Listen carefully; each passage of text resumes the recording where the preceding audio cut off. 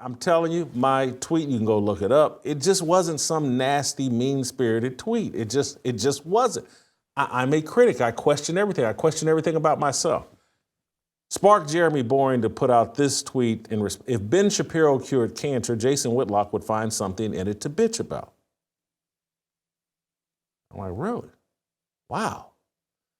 That seems overcooked. And and that's how I responded, like, oh boy, this seems overcooked. What did I say that required this type of question about my motives? Anybody that follows me knows that I question everything about myself and others. And I'm like, this seems like something a LeBron James fan would say to me, a Stephen A. Smith fan would say to me. That is, if you watch this show, do I not do a lot of criticism of LeBron James and Stephen A. Smith and others? But Ben Shapiro? Maybe he comes up on this show once or twice a year. I don't know. You may know better than I do. I don't get it. If he cured cancer, I have a subscription. I think I still have a subscription to the Daily Wire. But I am a critic. And so I'm a huge fan of Matt Walsh. Everybody knows that. I pray for Matt Walsh. I pray for him publicly. I pray for him privately. I really like Matt Walsh. I really liked What is a Woman? I had a criticism of What is a Woman? Like, hey man, they left God out of this explanation, and I said that. I'm a critic. How much do I criticize myself? If you watched this show yesterday, I trashed myself. Jeremy Boring responded about, hey, you're allowed to do whatever you want, which typically involves being a dick towards us any chance you get. And just asking questions is a cowardly grift. If you want to make an accusation, be a man and make it. And I'm like, what accusation did I make? Because I didn't. I asked a question because I truly, authentically didn't understand the strategy, the motivation. I didn't understand this deal. And I was just like, this seems odd and weird. It's not going to get Derek Chauvin out of prison. It's going to cause Trump a major headache. It's going to dominate the news cycle. If Trump gives Derek Chauvin a presidential pardon this early in his second term, holy cow, that's all the media is going to talk about. And Derek Chauvin won't get out of prison. This whole thing has to be attacked on a state level. I'm someone who thinks Derek Chauvin is wrongfully convicted. This isn't the proper strategy. That's all I was asking, and I have a right to that opinion. It's actually a topic I really care about. I've used a lot of my capital criticizing St. George Floyd. I've mocked and black people have been upset with me. I've brought on the woman that did the fall of Minneapolis. I can't remember her name, but we brought her on and talked about her documentary.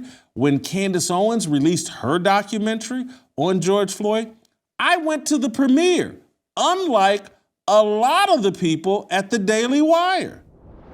Jeremy Boring took to Twitter and said, tweeting at me and trying to say, Western civilization is going to be destroyed by Christians not embracing a terrorist-supporting Muslim pimp and pornographer who teaches young men to trade in human flesh and to reject marriage is quite a take. But Jason lost the thread a long time ago.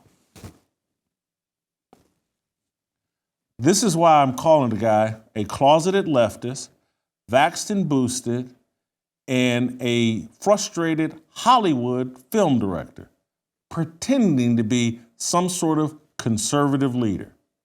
Closeted leftist, vaxxed and boosted, frustrated Hollywood filmmaker who moved to Nashville to run the Daily Wire, or was running the Daily Wire in LA and then moved to Nashville because he's a frustrated film director. He really wants to be in Hollywood, being a director. He wants to be with the cool kids in Hollywood. And so he uses their exact same tactics. What did they do to Donald Trump? Donald Trump makes a comment about Charlottesville. He said very fine people.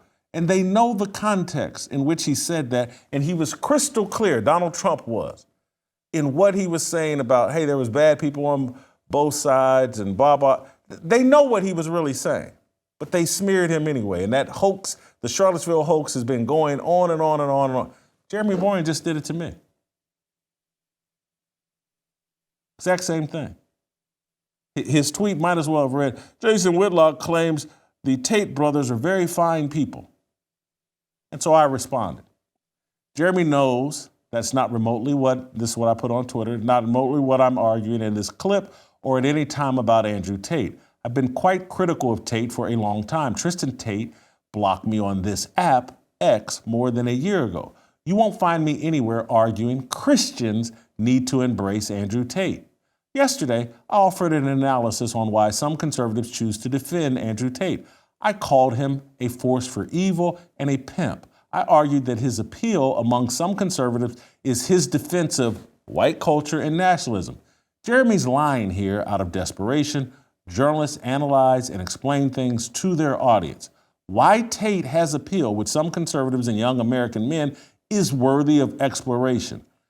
In order to believe Jeremy's lie, you have to ignore multiple shows, including yesterday's, where I spell out my problems with Tate. Jeremy, stop lying. It's a bad look for Ben Shapiro. He's capable of defending himself without resorting to lies. The Derek Chauvin pardon suggestion is a dumb idea. I'm not going to apologize for pointing out its stupidity. Jeremy, return to collecting marketing emails from the Chauvin site. You don't have the necessary integrity to win a debate with me. That site, they're collecting emails so they can try to bait people into subscribing to the Daily Wire. This whole thing, at this point, without Jeremy giving me some sort of explanation that I kept asking for, I'm going to reach the conclusion that it's just a marketing ploy, that it's a publicity stunt, that it's some sort of appeal to hard right conservatives to say, hey, I know that you guys are following Candace Owens and she's having a lot of success, but hey, we hate George Floyd too, and we want Derek Chauvin sprung from jail. Come join the Daily Wire. That's the only, without someone offering me an explanation, that's all I can conclude.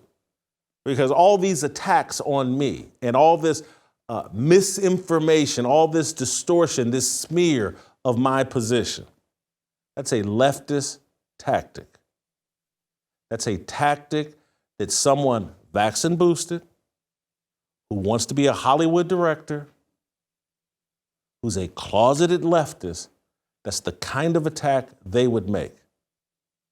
They would take something that mountains, I would say I've got hours of content taking a major dump on Andrew Tate, including what I said yesterday. Only a liar would suggest that Christians need to embrace Andrew Tate. Find me saying that anywhere.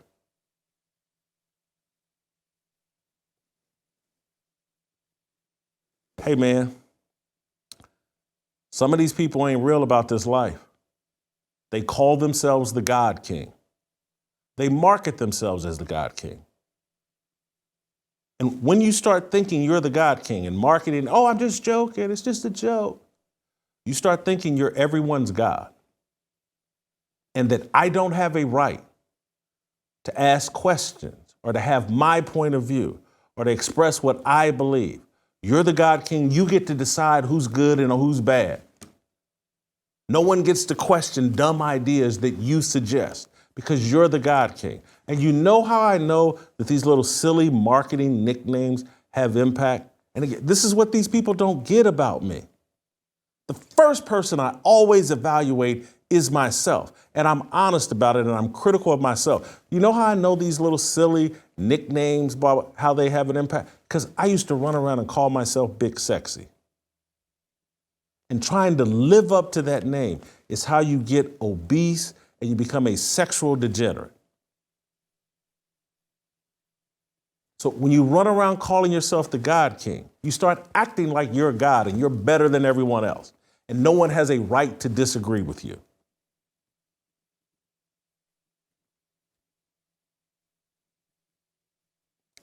Closeted leftists. Leftists want to be God. They think they're their own God. That's why they sit there, God will give them bat and balls, and they'll say, nope, let's cut it off. I want to be a woman.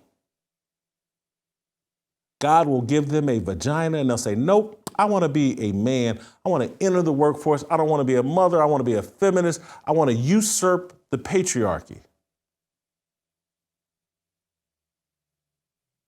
They start thinking that what they feel is more important than what God has commanded.